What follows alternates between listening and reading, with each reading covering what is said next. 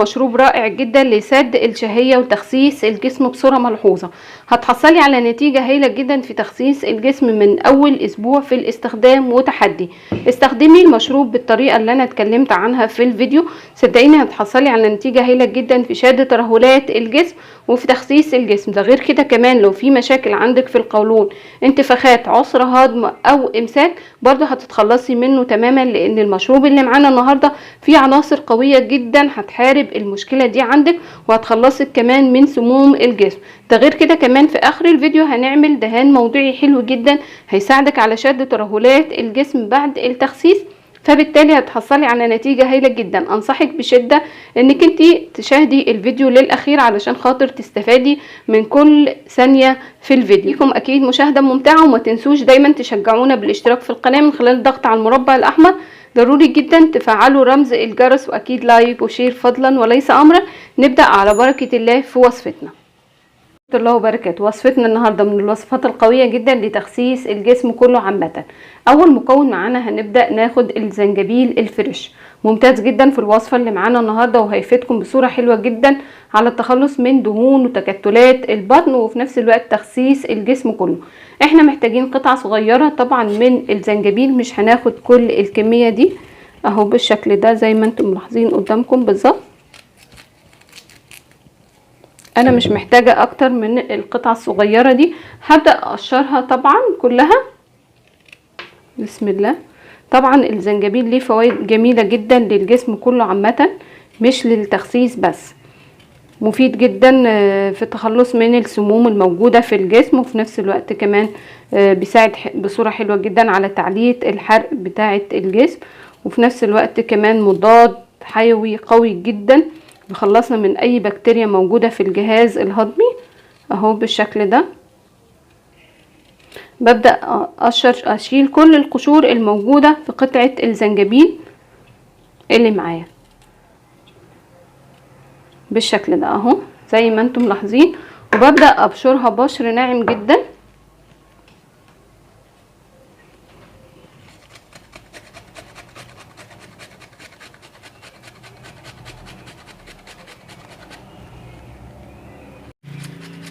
بالشكل ده انا بشرت كل الكمية.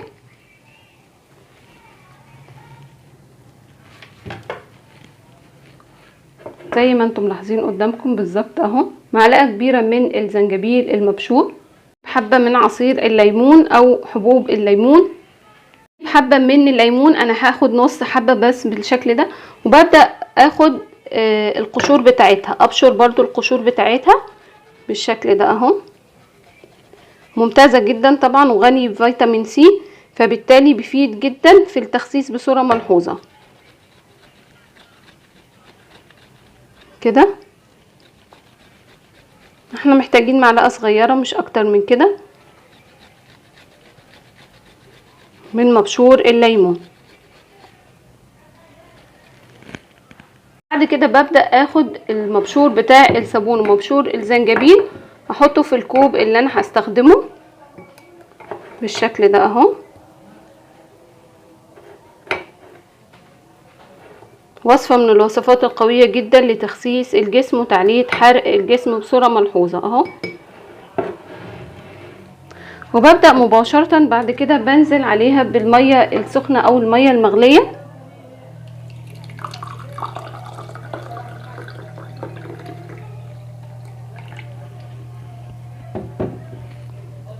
وببدأ طبعا اقلب المكونات كويس جدا، مبشور الليمون مع مبشور الزنجبيل، وببدأ برضو انزل عليهم بعصير الليمون. طبعا عصير الليمون من الحاجات الممتازة جدا برضو اللي بتفيد في تخسيس الجسم.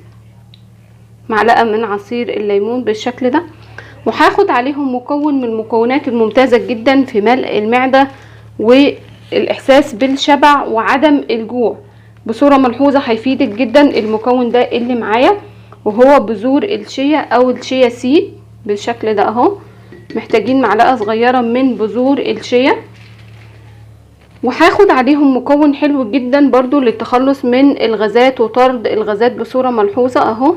هبدأ اقلب المكونات مع بعض. هتحسوا فعلا ان القوام بتاعه ابتدى يتقل، لان بذور الشيا بتبدأ تمتص السوائل الموجودة وبتتحول لجل معانا، فهي اللي هتسبب الشبع الرهيب اللي انتوا هتحسوا بيه لو اخدتوا الوصفة في الاوقات اللي انا هتكلم عنها.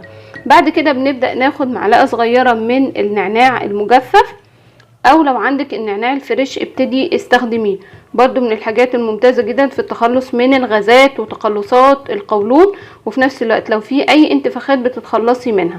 هنبدأ نقلب المكونات مع بعضها كويس جدا وهنسيبها لمدة 10 دقايق قبل الاستخدام. طبعا المشروب ده حلو جدا للنساء والرجال، لكن الحوامل والمرضعات لازم نستشير الطبيب، ومرضى الضغط والسكر برضو نفس الحكاية، لازم نستشير الطبيب قبل استخدام المشروب اللي معانا. هنستخدم المشروب ده كم مرة، او ممكن نحليه او لا ممكن نحليه بمعلقة من العسل، برضو هيفيدكم جدا بأمر الله في التخلص من المشكلة دي.